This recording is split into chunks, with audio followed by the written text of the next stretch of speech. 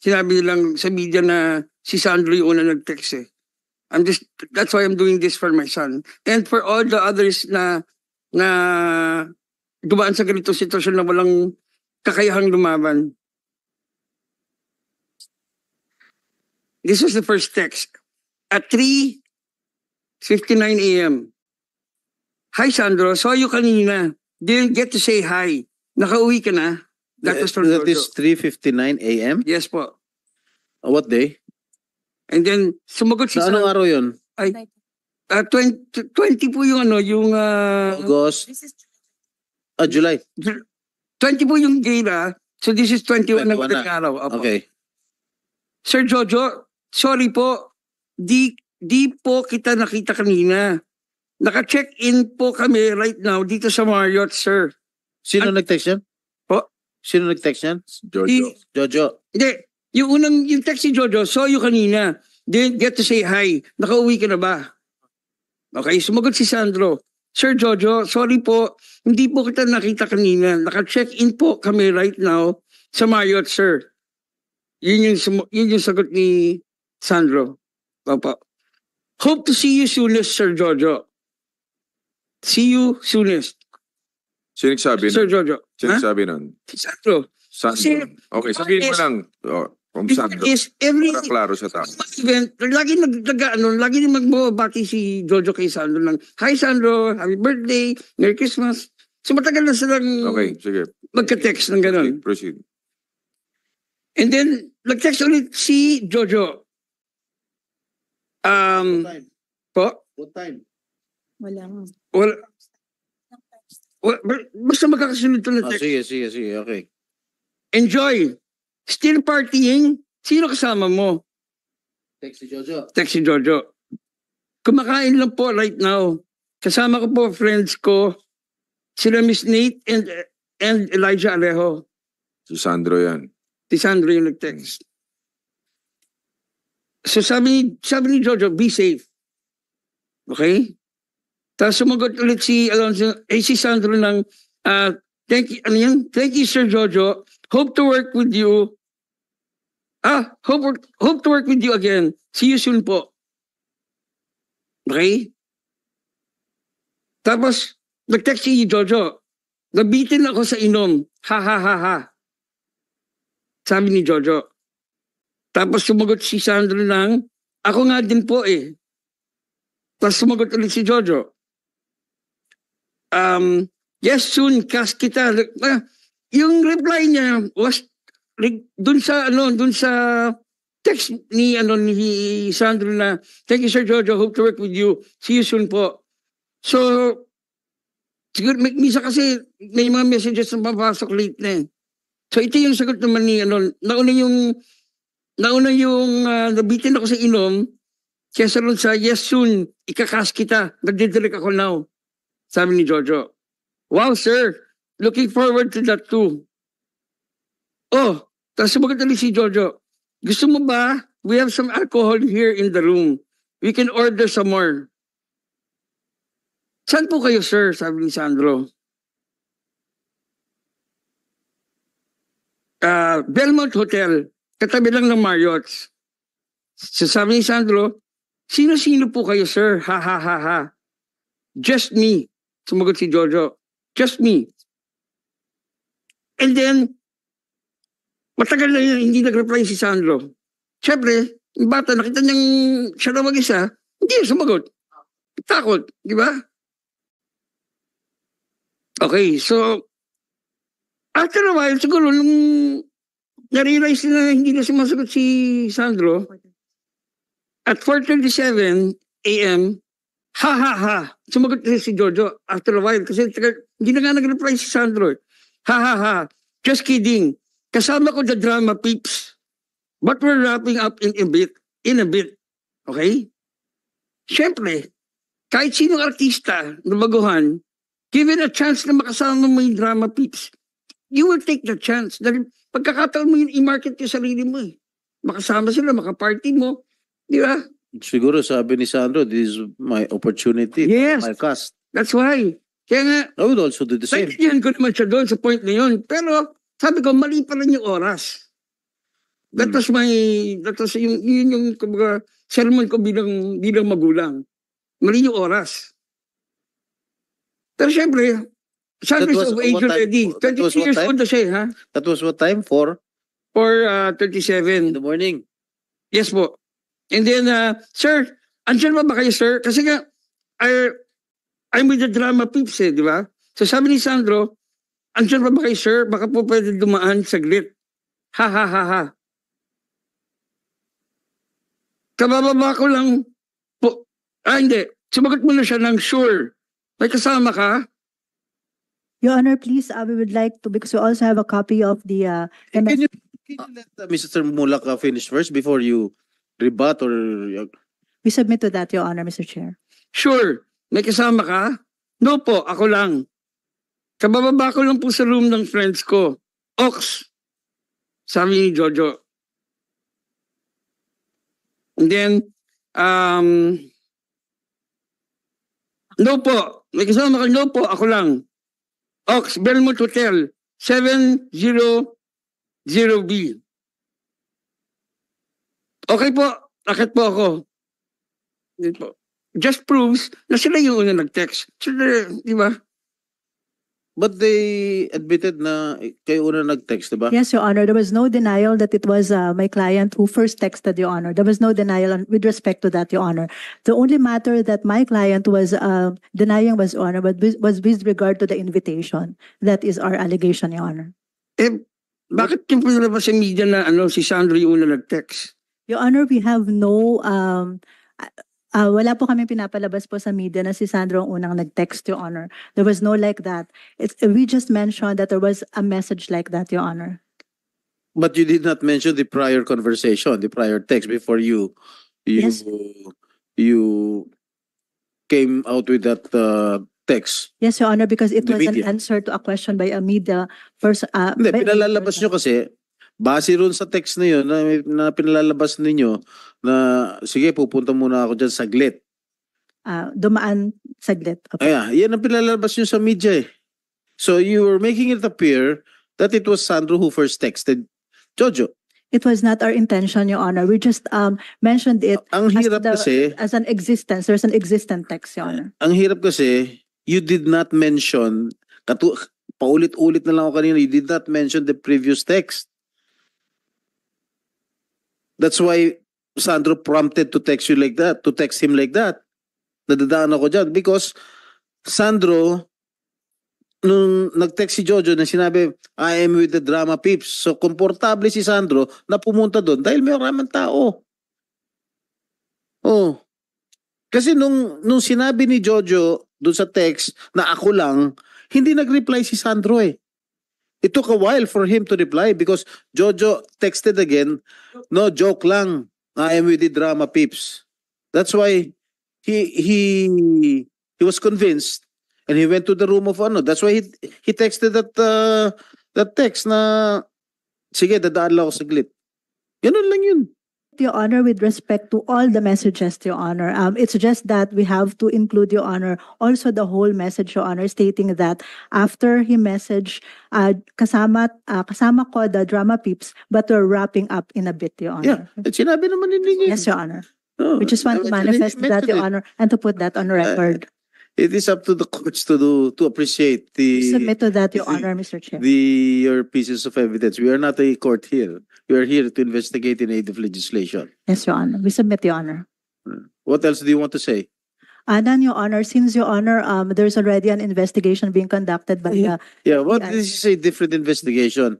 I don't care about the investigation of NBI or DOJ. This is another investigation in aid of legislation. We can conduct an investigation anytime we want in Mr. aid of legislation. We submit to that, Your Honor, but with respect to the text messages, we have no further, We want to, because here we want to ferret out the truth, the whole truth and nothing but the truth. no further manifestation, Your Honor, with regard to the text message. Let be on record, Your Honor, what we have mentioned, Your Honor, as our counter allegation to that, Your Honor. That is only, But you still, your two clients still deny that there was no drugs involved. Your Honor, as of the moment, they're invoking the right for self-incrimination, Your Honor, because, Your Honor, whatever question that may be asked to them, Your Honor, would would be incriminating to them, Your Honor. So they're invoking the right Because to according to self-incrimination. Mr. Mulak, during the meeting held in Attorney Annette's house, tinanong ni Mr. Mulak yung dalawa, was there any drugs involved? Hindi sumagot. Your Honor, I think Ano during, yan? Silence means yes?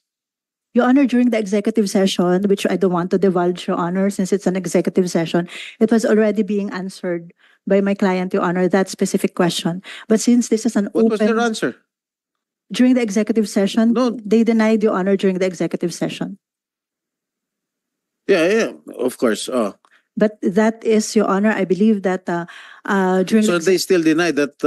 Now I'm asking you, yes, Your Honor. walang drugs involved or Yes, Your Honor, they're denying that. bakit ang tagal nila sumagot nung tinanong ni Mr. Mulak sa bahay ni Attorney Annette?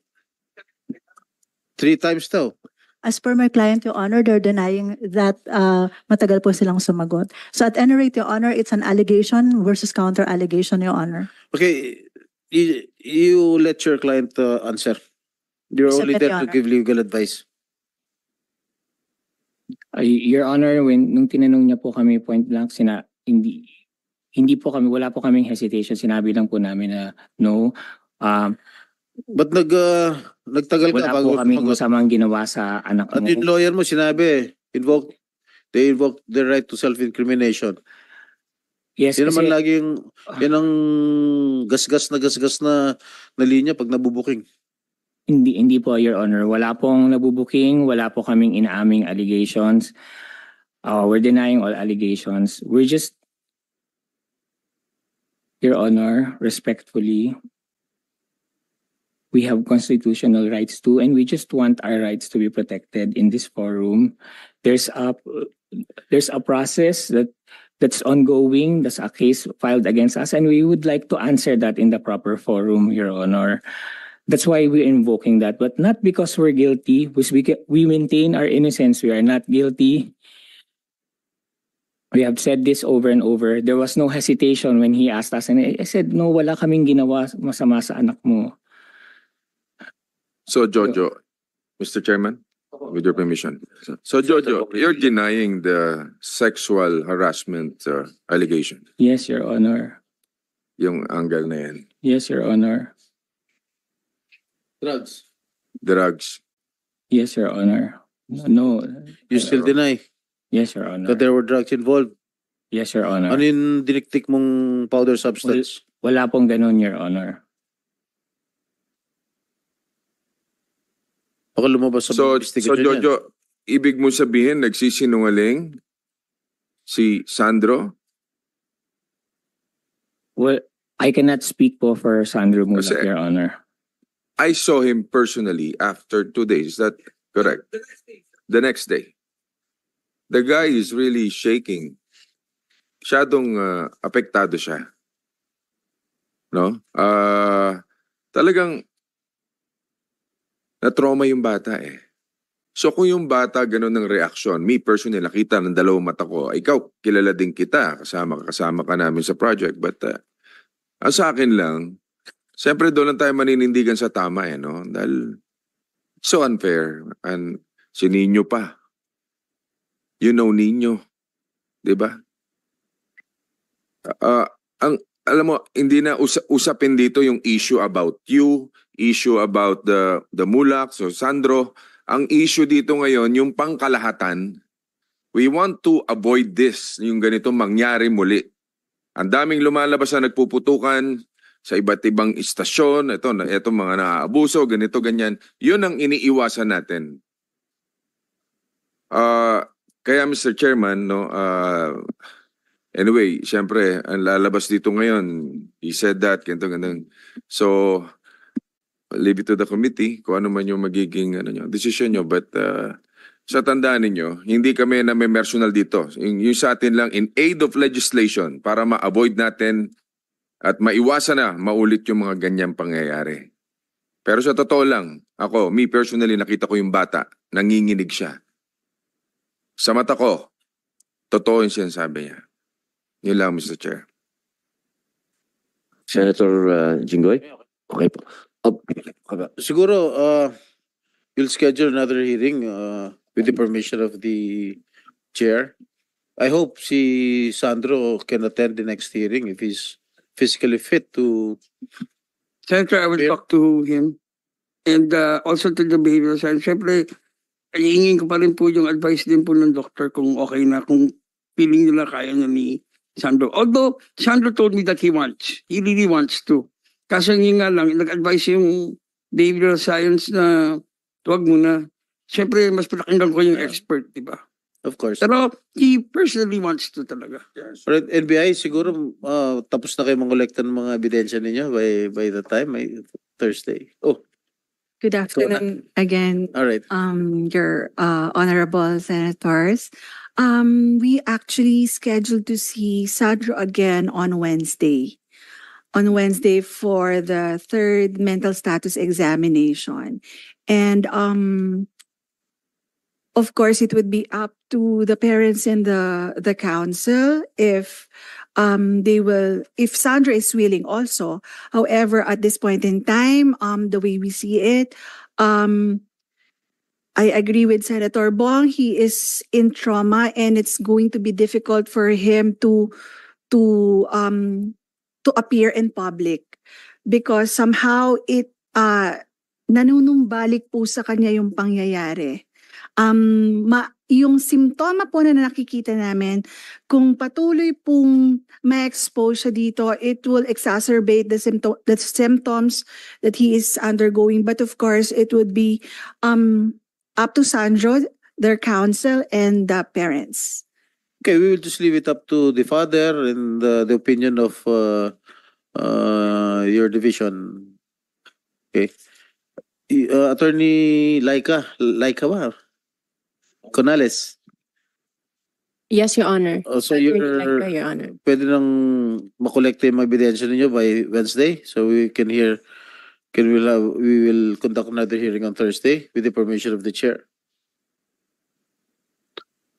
Your Honor, Mr. Chair, I hope it would be amenable with the Honorable Committee that the NBI be given time to file the case if there would be any, Your Honor, before a discussion would have to be made, Your Honor. I hope that would be amenable with the committee, Your May Honor. binabasa ako. Ano ulit sabi mo?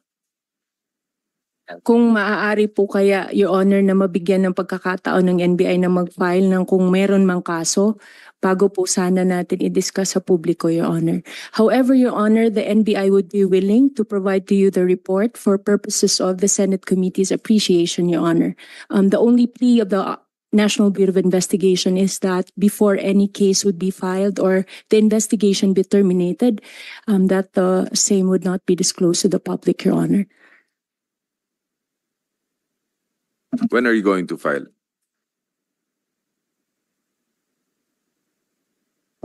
We hope to file the case within the week, Your Honor, if there would be any case to be filed, Your Honor. If there's no case to be filed. The investigation would have to be terminated, Your Honor, if there would be no case to be filed, Your Honor. A report would similarly be made by the Bureau, Your Honor, and the same would be submitted to the Honorable Committee's appreciation, Your Honor.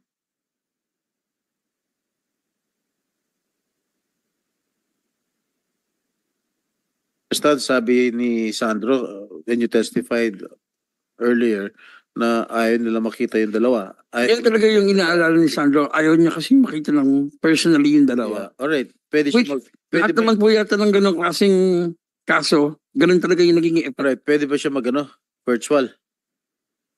I will asking nga po. So, tonight. pwede. Ano opinion ni Miss Lumampaw? Pwede siya sumagot sa mga tanong online? I think, Your Honor, it would be better if Huwag nila focus sa kanya yung camera. Pag okay. siya nag-testify. If he will just appear in a close executive session with you than virtual. So that mas maganda po kasi yung nakikita nyo talaga yung behavioral observation upfront. But of course, it will be up to the parent and their counsel. And of course, because Sandra is already of age, he can decide po. Mhm. Where's the mother of Sandro? Yes, sir. Where's the mother of Sandro? Sa States po. Okay. So binigyan ng nanay yung consent. Opo, since he was 8 years old, ako lang nagpalaki. Okay.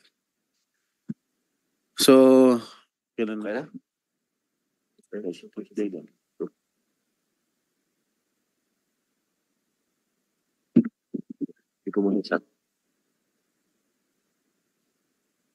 Meron po akong 5 minutes lang. 5 minutes pa bago po kami mag-session. May tanong lang po ako kay Attorney Lorna Kapunan, ma'am. So sa mga narinig nyo po, hindi po ba qualified na yung sa mga doon po sa text messages, ano? Isang mabilis lang pong explanation. Hindi po ba to bumabagsak doon sa verbal? Meron po ba doon pa sa text messages meron ng verbal abuse o may sexual abuse na po doon sa pinag-usapan po nila? Ha? Doon pa lang po sa text messages. Sa palagay niyo po? Kasi yung harassment, hindi lang po physical, pwedeng verbal, miski na true or hindi, merong emotional at saka psychological po. Kung pwede ko lang nadagdag no, in the last 3 minutes, kasi yung pag pinag-uusapan pong sexual harassment, hindi lang po yung sexual harassment law ang dapat tignan ng Senado. 4 po yan. Meron tayong Sexual Harassment Act, meron tayong Revised Penal Code sa Act of Lasciviousness, meron po tayong Revised Penal Code on Rape, at yung sinabi niyo po yung expanded definition ng rape to include already men. No? At lastly, meron po tayong Safe Space Act. Sa palagay ko po, sa more than 40 years of practice ko, lalong-lalong dito sa involved naman ako sa industriya, on both sides, no, complainant and the accused, kailangan po talagang palitan o amendahan ang law natin. First of What all, particular law, attorney? in particular the anti-sexual. All of the laws that you mentioned? Yes po. Are they Because obsolete? Especially the revised penal code. the areas that have to be Can you, amended. attorney, just to Yes po, on all the laws because, po. Yeah. Can you just put it in a writing Yes. piece of paper so the committee can study it? We So, will do that pwedeng po. lumabas sa committee report yan. Yes po. Yeah. Ang idadagdag ko lang because this is the Committee on Media. Ang dihado po dito ang victim. Lalong-lalo na sa case namin, practicing lawyer, ang court po nag-o-order ng gag rule. So yung victim hindi makasalita. At ang kalaban is either big business or the industry. So talagang dihado na nga sa batas, dihado pa sa media. So sana tanggalin natin yung gag order na yan para level ang playing field. Thank you po. Pag sinabi niyong may gag order, applicable, educate this committee, applicable ba sa Senate yan? Because we're doing this in aid of legislation. Yes po, because like for instance, well, it's public knowledge, no? This is not violation of the gag order rule. It's public knowledge that we represent Gretchen Fulido. And this case has been pending for 6 years. It has not been resolved. It's pending in court, pero hindi po nalalaman ng publiko sapagkat may gag May gag order. rule.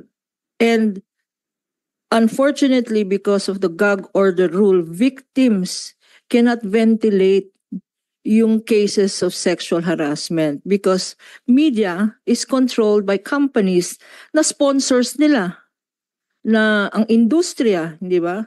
At kung minsan ang perpetrators mga bossing. Kanya yung CODI na yan, dapat tignan rin natin yung CODI, yung Committee on Decorum and Investigation, parang dihado rin ang victims dyan because no witness will appear and side with the victim. Kasi yung witness na yan, matatanggalin sa trabaho. Hindi ho ba? Yung witness na yan, matatakot rin. Miski na victim pa rin, wala pong sumusuporta sa mga victims because yung membro po ng mga CODI at sinabi na po ng mga television stations here that were present said that they have a